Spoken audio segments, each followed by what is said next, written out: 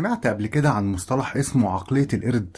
المصطلح ده بيطلقوه الأطباء على الناس اللي عندهم إدمان التشتت، وده بسبب التأثير السلبي اللي بتعمله الفيديوهات القصيرة الموجودة على السوشيال ميديا دلوقتي، زي فيسبوك والتيك توك ويوتيوب وسناب شات وانستجرام وغيرها كتير. مصطلح عقلية القرد كان سببه هو تشابه تصرف القرد في البحث عن المتعة، بإنه يتنقل من شجرة لشجرة في وقت قصير جدا عشان يدور على الأكل اللي بيسبب له السعادة. ودي نفس التصرفات اللي بيعملها الإنسان لما بيحصل له ارتباط بالمحتوى اللي من النوع ده واللي بيوصله لإدمان التشتت.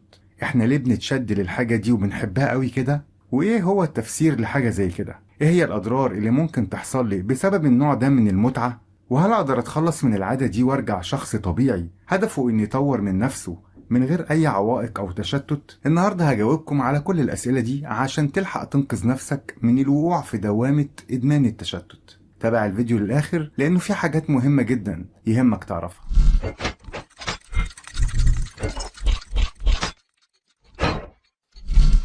منطقي ان اي انسان مننا يدور على المتعة والسعادة، ودي حاجة طبيعية، لكن المشكلة هنا لما تجيلك المتعة والسعادة دي من حاجة مضرة زي محتوى الفيديوهات القصيرة. ممكن تكون شايف ان الموضوع بسيط عادي، يعني شوية فيديوهات بنتفرج عليها، وده لانك مش عارف ان الحاجة دي فيها خطورة كبيرة جدا على حياتك ومستقبلك، وهقولك ازاي. بس خليني الاول اوضح لك احنا ليه بنتشد قوي للفيديوهات القصيرة دي وليه بنحب نتفرج عليها. التفسير الأول إنها حاجة ممتعة جدا، ولما نبدأ نشوف فيديو واتنين وتلاتة بيبدأ علينا يفرز هرمون الدوبامين، وهو من الناقلات العصبية في الدماغ، واللي من ضمن خواصه هو الإحساس بالسعادة والمتعة، وقتها بنكون مستمتعين جدا. وهي دي المشكلة الحقيقية، إحنا بطبيعة الحال بنحب المتعة، وطالما هي موجودة قدامي طول الوقت إيه اللي يمنعني إني أروح لها؟ التفسير التاني وهو ان الطريقة دي سهلة وسريعة. ايه اللي يخليني اروح لحاجة تانية فيها مجهود وتعب وممكن تاخد مني وقت كبير، طالما اني قادر بفيديو مدته دقيقة او دقيقة ونص الاقي المتعة اللي انا محتاجها بمنتهى السهولة والسرعة. والتفسير التالت هو التمرير اللانهائي. زمان لما كنا بنتفرج على اي محتوى كان في اخر الصفحة بنلاقي كلمة نيكست او الصفحة التالية، ده كان بينبهنا وقتها اننا هندخل على صفحة جديدة. لكن دلوقتي وتحديدا من سنة 2006 لما أزرا سكين الشاب اللي عنده 22 سنة عالم الكمبيوتر ورجل الأعمال اللي اخترع خاصية انفينيتي سكرولينج أو التمرير اللانهائي، خلاك تدخل في دايرة مقفولة مش بتعرف تخرج منها بسهولة، دايرة فيها المتعة اللي عقلك محتاجها والسعادة اللي بتدور عليها. وفي المرحلة دي تحديدا انت بتفقد السيطرة على نفسك، لأن الحاجة دي هي اللي بقت تسيطر عليك وعلى عقلك.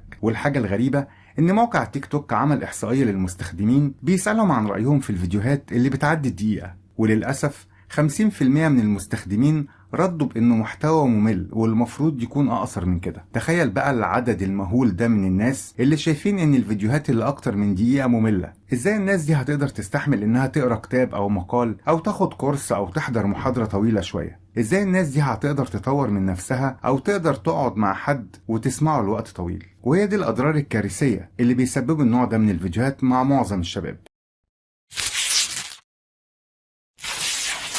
يعني عشان تمارس حياتك بشكل طبيعي سواء في الدراسة أو المذاكرة أو في بيتك أو في شغلك لازم يكون عندك قدر معين من التركيز والانتباه، وده هتلاقيه بيوصل لأدنى مستواه بسبب إدمانك للمحتوى ده. وبالشكل ده عمرك ما هتقدر تطور من نفسك بأي شكل، لأن عقلك بقى مشتت وانت اللي حكمت عليه بكده. عشان اتعودت ان المعلومات بتجيلك بشكل سريع في دقيقة او اقل، وعقلك خلاص اتبرمج على كده، فهتواجهك صعوبة كبيرة جدا انك تقعد مع حد يشرح لك حاجة لمدة ساعة مثلا او ساعة ونص. عقلك مش هيقدر يتقبل الوضع ده، لان ما بقاش عندك صبر انك تقعد فترة طويلة زي دي. ورغم ان الحاجة دي ممكن تكون مهمة او حاجة مصيرية، لكنك مش هتكون حابب تسمعها لانها بالنسبة لك هتكون حاجة مملة. ممكن تقول أنا هحاول أتفرج على المحتوى المفيد بس وهبعد عن المحتوى التافه. أحب أقولك معلومة، وهي إن الخوارزميات بتساعد في نشر المحتوى التافه أكتر من المحتوى المفيد، وإنت أكيد عارف ده كويس، لأن هي دي الحاجات اللي بتجيب مشاهدات أكتر، وهو ده اللي أي منصة عايزاه، لأن كل اللي يهمها في النهاية هو عدد المشاهدات مش أي حاجة تانية، حتى ولو كان ده على حساب المشاهد نفسه. المشكلة إنك لو اتفرجت على 30 أو 40 ريل عمرك ما هتطلع بأي نتيجة، ومحصلتك في النهاية هتكون زيرو. ورغم انك بتكون مستمتع بالمعلومات الهشة اللي انت فاكرها معلومات مفيدة، الا انك في النهاية مش هتفتكر ولا اي حاجة من اللي انت شفتها، وكأنك بالظبط بتشرب من كوباية فاضية. لو فكرت انك تبدأ تطور من نفسك فأكيد هتعدي على حاجة من دول، انك تقرا كتاب او بحث او تقرا معلومات معينة. المهم انك في النهاية هتحتاج انك تستخدم محتوى مقروء، لكن انت للأسف عودت نفسك انك تدور على المحتوى المرئي واللي هو منطقي وطبيعي، لان طبيعة المخ انه بيعالج المعلومات المرئية اسرع بكتير من المحتوى المقروء، وانت تعودت على السهل. وكل ده اكيد هيتأثر لان مهاراتك في القراءة بقت في ادنى مستوى ليها، وهو انك مش هيكون عندك الوقت للتواصل مع الناس اللي حواليك، وان في احداث كتيرة ممكن تحصل بس انت مش هتكون شايفها. ممكن تكون احداث مهمة محتاجة منك تدخل او رأي او تفاعل، لكن للأسف مش هتكون موجود. طيب يا ترى احنا ممكن نتخلص من العادة دي وممكن نقدر اننا نخرج من الدايرة اللي حبسنا نفسنا جواها؟ الإجابة طبعا ممكن. اول حاجة لازم تعترف ان في عندك مشكلة.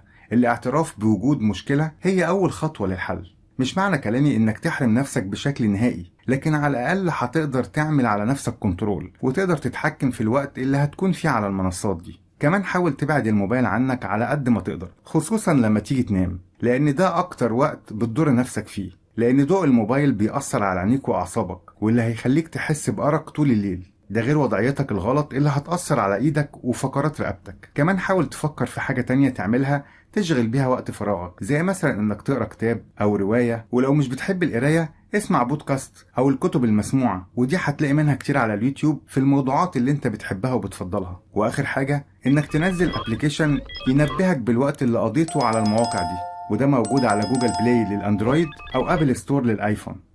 والسؤال هنا ليك، ايه النصيحة اللي ممكن تقولها للشخص اللي عنده ادمان للسوشيال ميديا؟ نصيحة تكون جربتها وطبقتها على نفسك. اكتبها لنا في التعليقات. وبس كده. ما تنساش تعمل لايك وتبعت الفيديو لصاحبك اللي عنده نفس المشكلة، اكيد هيكون محتاج النصيحة. وبشكرك على وقتك الغالي.